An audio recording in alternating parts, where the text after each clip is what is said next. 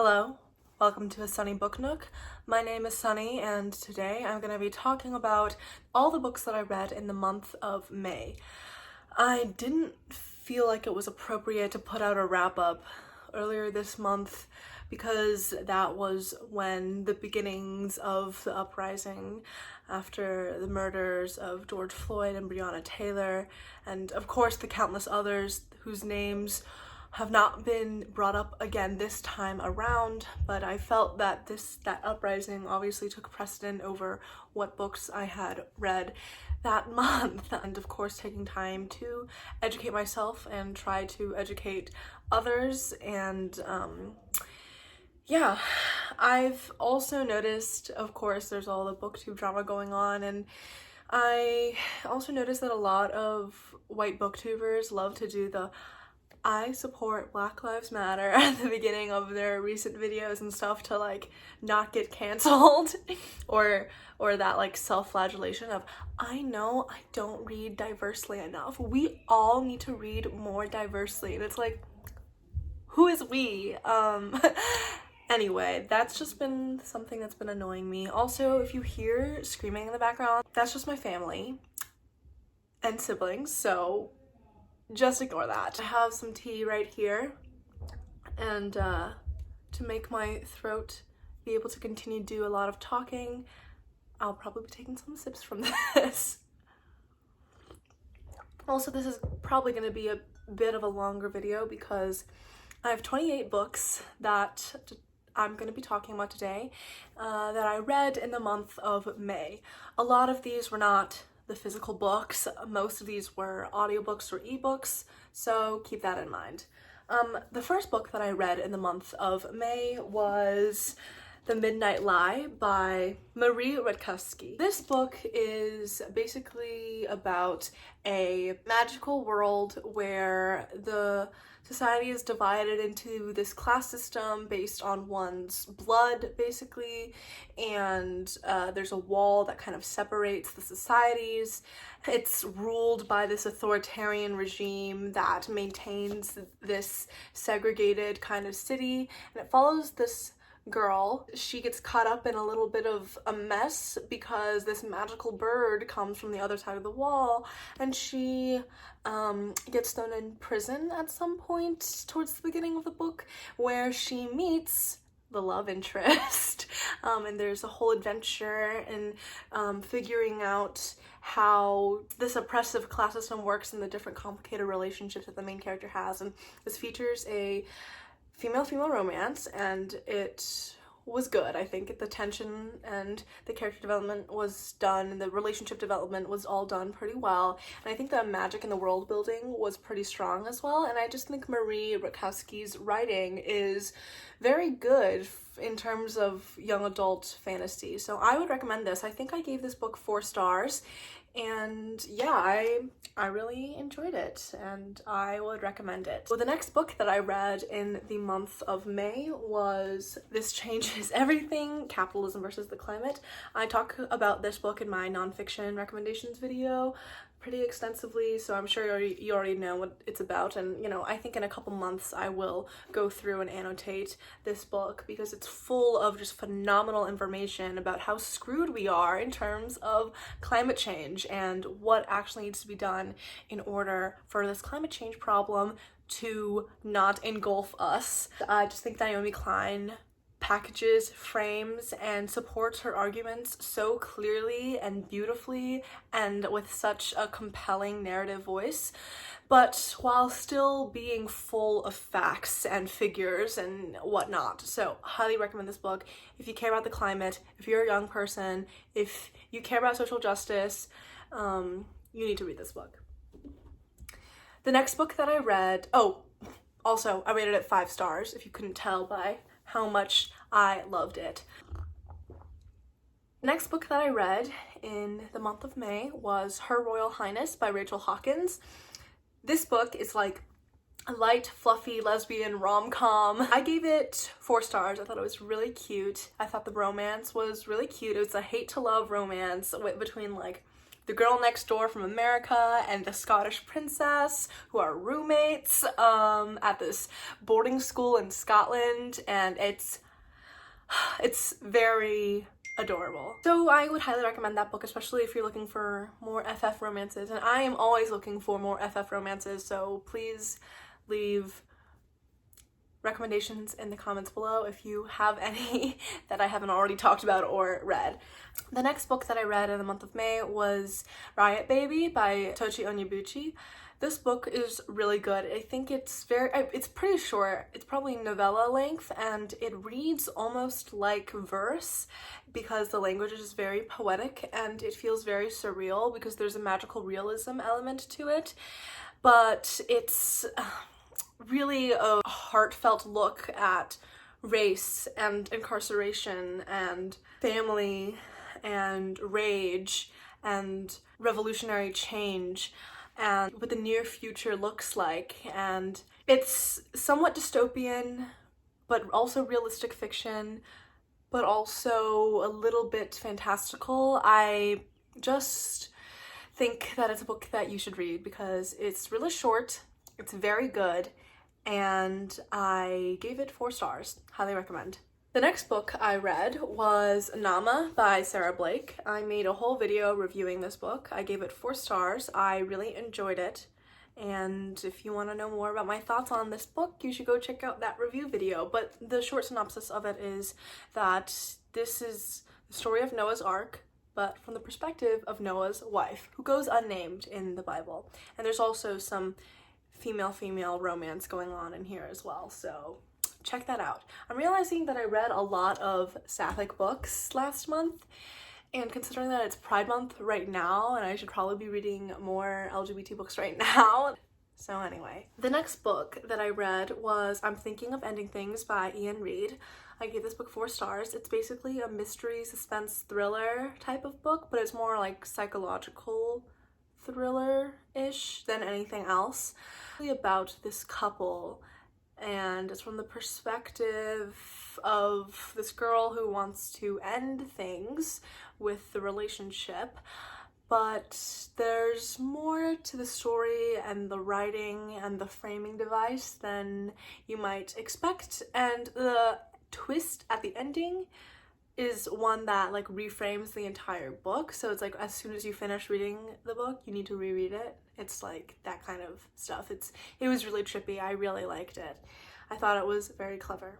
So far in this month, as you can see from all my 4 and 5 star ratings, I've read lots of good books. But then I read The City of Brass by S.A. Chakraborty. And I gave this book 2 stars. I really did not like this book. I know that it gets a lot of hype in the fantasy young adult space, but I just don't get it. I just felt like the plot was incoherent, the characters were not compelling, the relationships were kind of just weird. I don't know, I just wanted it to be over the whole time I was reading it. I mean, I think the world building was pretty good. It is sort of original in some ways in terms of like YA fantasy, but I just didn't really enjoy my time reading it that much.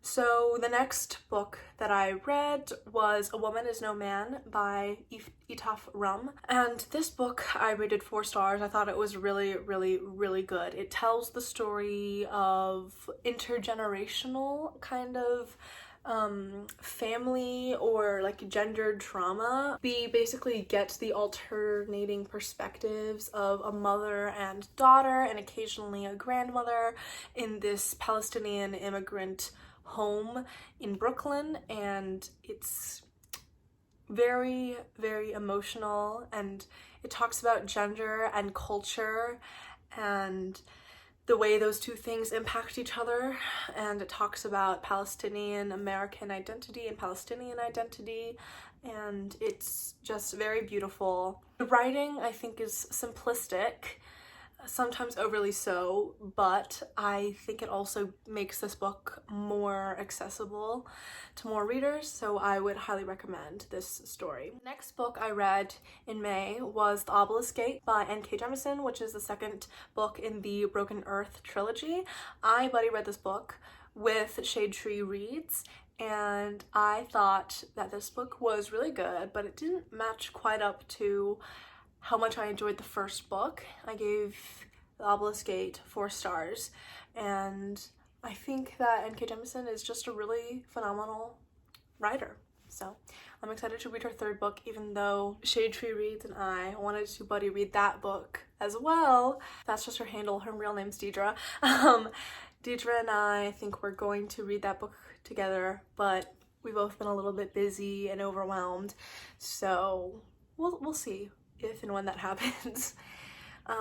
So the next book that I read was This Is How You Lose the Time War by Amal El Motar and another author that I'm forgetting the name of. This book was really trippy, but very good. I gave it 4 stars. It's basically about these 2 agents in a time war who communicate to each other via messages and stuff like throughout time, and they kind of slowly fall in love, and we see it over the course of their messages and stuff, and it is just really beautiful and very surreal, and it's taking like that futuristic sci-fi element but melding it with this like lyrical love story prose element, and it just comes together and is just wonderful.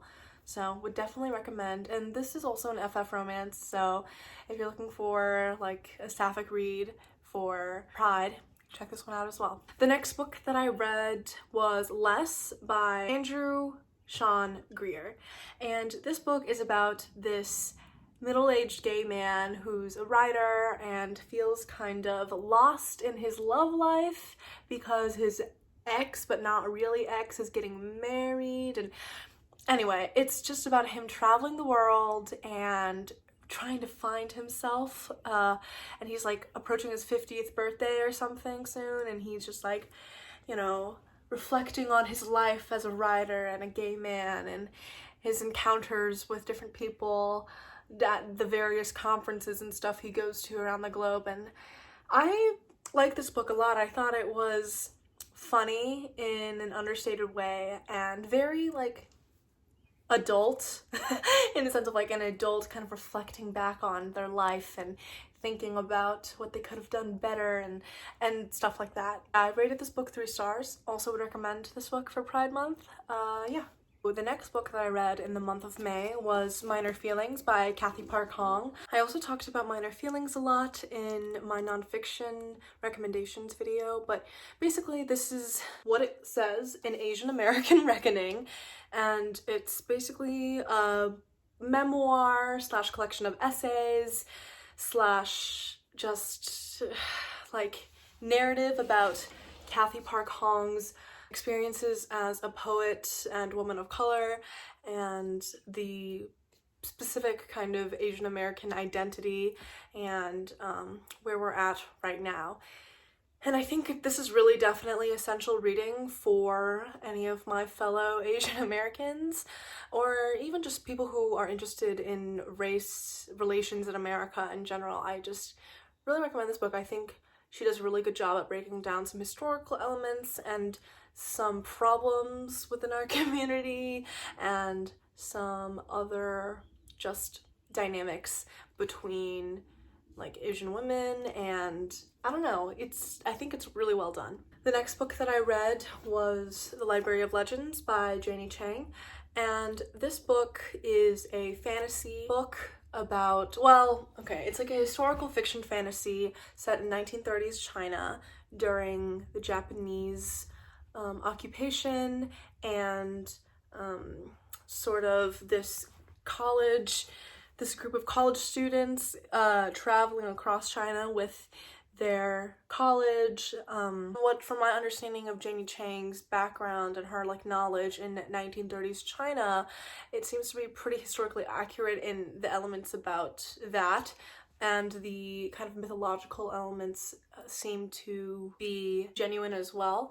So yeah, I gave this book 3 stars. I really expected to enjoy this much more than I did. I thought that it was a little bit too slow and the pacing wasn't quite right for what the story was, but I definitely want to check out her other book because I know there are some booktubers who really love Janie Chang's books, so definitely will check out some of her other work, but this wasn't my favorite.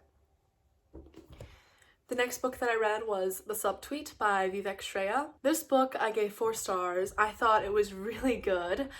It felt like a little bit pretentious, very much written by and for artists. I think it explored the dynamics of like social media and content creating and comparing yourself, and also being a woman of color and a trans woman of color, indie creative music spaces and stuff, and it was just very good, I think. And it was a really short book too, so I really, also the cover is beautiful. It's illustrated by this illustrator named Manjit Thap. I love her art. I have some of it. I got some of her stickers and stuff. But anyway, that's a whole other thing. But anyway, this book was pretty good and I would definitely recommend it.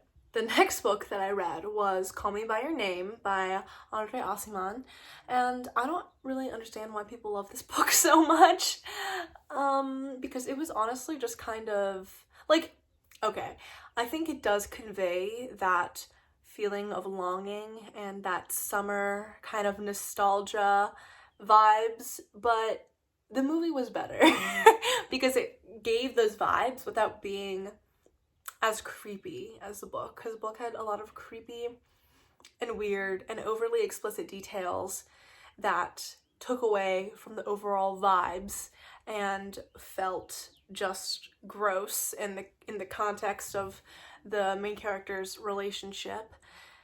And I just felt like the main characters weren't that likable either, weren't that relatable. I don't know, but the writing was good.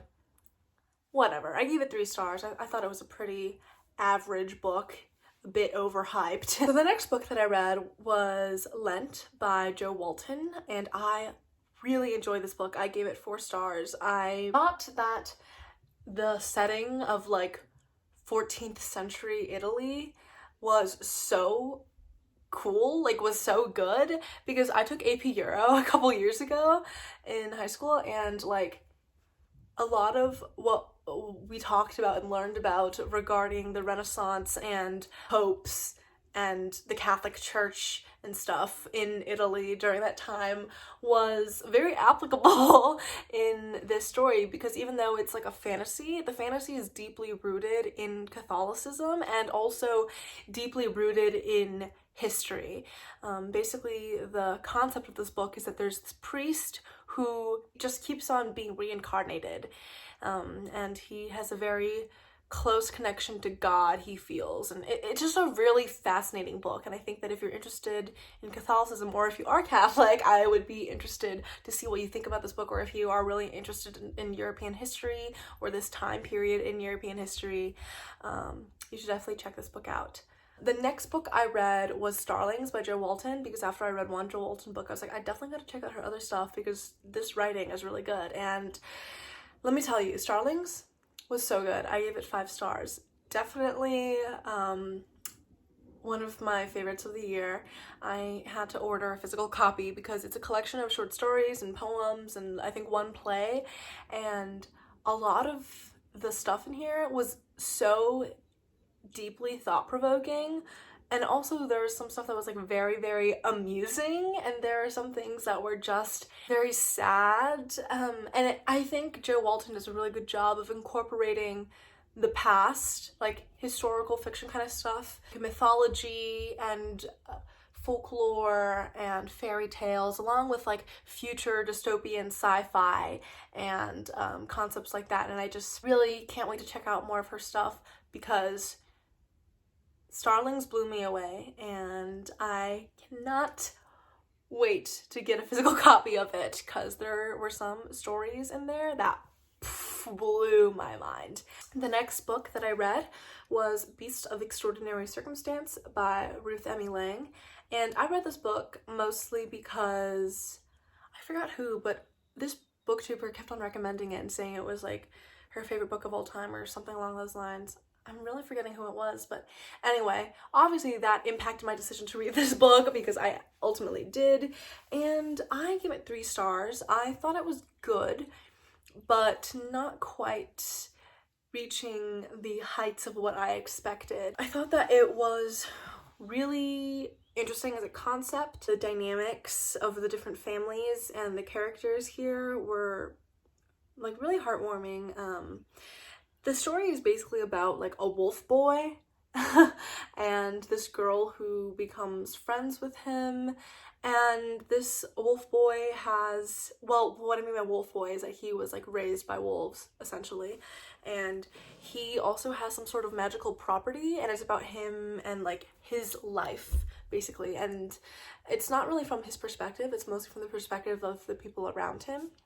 And I just thought that it was a really sweet, whimsical, but like rainy day kind of tale, if that makes sense, and kind of dark but very gentle, if that makes sense. So the next book that I read was An Absolutely Remarkable Thing by Hank Green, and I gave this book 3 stars. I thought that some elements of it were frustrating, but in general the story itself and the kind of message and the concept and the premise was really, really good and very interesting. And I thought that it analyzes like social media and being famous online in a really good way, honestly. And I thought that the kind of science fiction dystopian element of it too was also very fascinating. And the main character is bisexual, and she's in this fraught relationship with her roommate slash girlfriend. I thought that was well done, and I thought the character development was pretty good. I just thought that some elements of it were just so annoying and frustrating, but otherwise I would definitely recommend this book, and if you're looking for something to read for Pride, check this one out too. The next book that I read in the month of May was Beartown by Frederick Backman, and this book was very impactful, probably one of the hardest hitting young adult novels I've read in a very, very long time. It's basically about this tiny hockey town that basically subsides entirely on hockey, and what happens after some stuff goes down that has to do with the politics of the town and like the literal small town politics, and also these family dynamics and like the high school dynamics, small town kind of insulated environment as well. I thought that this was really good. I gave it 4 stars. I really liked the ending. If you read this book, I think you know what I mean. I think that ending is like peak restorative justice. Anyway, definitely recommend this book. Yeah, I didn't think I would really like it because it's about like hockey and I am very anti-sports, but I still really enjoyed the message that it conveyed and the kind of realistic but also not too complicated nature of the writing and the storytelling. The next book that I read was The Life in Medieval Times of KITT Sweetly. And this book was so good. I loved it so much. I gave it 5 stars, which is pretty rare because it's like a contemporary young adult novel and those usually aren't 5-star reads for me, but this book definitely was, because it dealt with issues of gender and class and race in like a modern kind of way that was both funny and engaging and original. It's basically about this girl who works at restaurant type place that is like medieval themed, and she wants to be like a knight because they do a whole thing where they ride in these like different knights from different colored factions will go in on the horses and like joust and fight and stuff while the audience is like eating turkey legs and watching and cheering and stuff. And she wants to be a knight because her older brother is one, and she's like done all the practicing with him, but company policy says no girls allowed, only cis men. And it's about her like fight against that, but also she's trying to figure out her future because she's a senior in high school, her college decisions and the financial stress of that because her mom works like a minimum wage job and her dad is a fucking deadbeat, and her brother and her are just working really hard to try to keep the family afloat, but she simultaneously like really wants to do this thing for herself, and she tries to like get a bunch of other kids and a bunch of other employees at this castle place to also work with her to try to change company policy. Yeah, I really like this book, and I thought the romance in it was really cute. I thought the friendships that were displayed were really cute. The diversity was great. I thought the portrayal of so many of these like high school dynamics was also really realistic as well. It also dealt with a lot of like real life issues, such as what to do with a really shitty manager or boss, or like how kind of like collective bargaining works with a lot of these corporate, you know, companies, and figuring out how to like pay for college and like the American healthcare system. It dealt with these things in a way that wasn't, and of course gender, of course, because the whole book is thematically about this girl trying to fight her way into letting anyone, regardless of gender, be able to work this specific like job. So I just thought that it was funny and hard-hitting, but not too hard-hitting, and I just really enjoyed it. The next book that I read was Tell Me How You Really Feel by Amina Safi, and I gave this book 2 stars. I did not like this book. I thought that it was kind of stupid and kind of shallow. The romance felt very contrived, and the whole plot line of one of the main characters being like a filmmaker and the other main character being like a perfect student. I just expected way more from this book because I've just heard so many good things. And I hate to love romance, and I love a female romance, but this just really wasn't it, I think. I know lots of other people really enjoy it, but it's just not my cup of tea. Speaking of cups of tea, the next book that I read was The House in the Cerulean Sea by T.J. Klune. I thought this book was so wonderful. Whimsical, magical, wonderful. The characters were so lovable, and I just loved it so much. I gave it 5 stars. The romance, so cute. Character development was all, and the relationships, oh, they were all so precious, and I highly recommend reading this book for Pride Month because the main character is gay and he knows it. It's very cute. The premise is that there's like this, I think it's all set in like Britain, and there's this magical government that is very bureaucratic and manages all these different, like, figuring out where to put magical children in these various homes, and this one super average worker, the main character, gets sent off to this top secret magical orphanage home run by this whimsical guy named Arthur and all of his crazy, weird, and wonderful magical kids. So I feel like it deals with concepts of like prejudice and government authority and living your life in accordance to what you want versus what other people want, and discovering and accepting yourself and accepting other people. I just thought this book was just so precious and wonderful. I don't know whether it counts as adult or young adult or middle grade or whatever, but I think it would fall into all of those categories because it's not about like teenagers, because the main character is like a middle-aged man, but a lot of the characters are children, and I think that it's appropriate for kids. This book honestly reminds me of the Netflix kids movie Little Prince, and in the message that it has, and also just like the way that it feels like a beautifully animated kids movie. Highly recommend this book. Can't rave about it enough. The next book that I read was Homegoing by Yayasi, and this book was really good. It basically follows down like a matrilineal kind of storyline, starting with these 2 sisters, and one gets sold into slavery and one is like royalty, and it's all of their lines of children and the legacies and the history and the continuation of family lines and each individual story. So it's basically like a collection of interconnected short stories of snippets of people's lives, basically.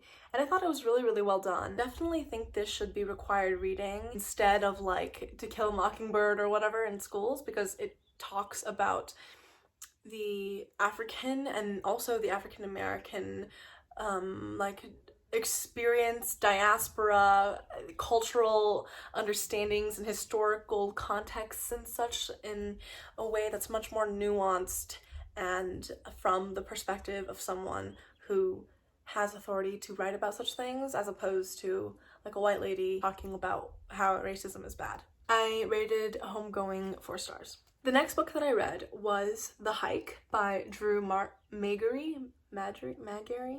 I don't know. But I thought this book was so good. I gave it 5 stars. Definitely a favorite of the year because the whole concept and the whole plot line was so compelling. It felt like being in a video game slash very surreal dream slash a very weird avant-garde movie. Because basically this guy goes on this business trip and he's, you know, a middle-aged man, has a wife, a couple kids, lives in the suburbs of like Maryland, and he goes on this business trip and then he goes on a walk. And on this walk, he then encounters some very strange things and he realizes that, oh shit, stuff is kind of wacky. And it's about him on this hike, on this journey through like the woods and then through a beach and then with a talking crab and with figments of his past, and it's just very weird, but I highly recommend. Highly recommend. Definitely think more people should read this book. I don't think it gets enough hype, or even, I've never even really heard of it, except I think from Ariel Bissett's podcast is where I heard about this book, but I also just really love this cover. But I think this was like the first edition and it's out of print now, which makes me really sad because I can't like find a version on any independent bookstores shelves or on, like in terms of their website catalog situation. But yeah, I really like this book. The next book that I read in the month of May was Freedom is a Constant Struggle by Angela Davis. 5 stars. Must read. I talk about this book in my nonfiction Rex video again. You gotta read it. Angela Davis's mind is just so phenomenal. The next book I read after that was They Were Her Property, White Women as Slave Owners in the American South by Stephanie Jones Rogers. I talked about this in my last video, and I really think that this book was really informative, very horrifying, and more white women should read it. I rated it 4 stars. The last book that I read in the month of May was The Will to Change, Men, Masculinity, and Love by Bell Hooks. And this book was very eye-opening for me, and it really provided some new perspectives for me. And I just think that Bell Hooks' theorizing around gender and patriarchy is obviously seminal work, but she talks about and acknowledges a lot in this book how a lot of feminist theory disregards male identity and men's positioning within the feminist movement, and how she seeks to rectify that with this book. I couldn't really give this book a star rating because it just didn't feel like I could give it a star rating. It was really insightful and made me think a lot. So yeah, definitely check it out, especially if you've read other feminist theory or other feminist books and also have the question of like, but what about men? Those are all the books that I read in the month of May. I think that overall May was a really good reading month. I got to a lot of nonfiction books that I obviously recommended in my latest video, and I got through a lot of new favorites and new 5-star and 4-star reads.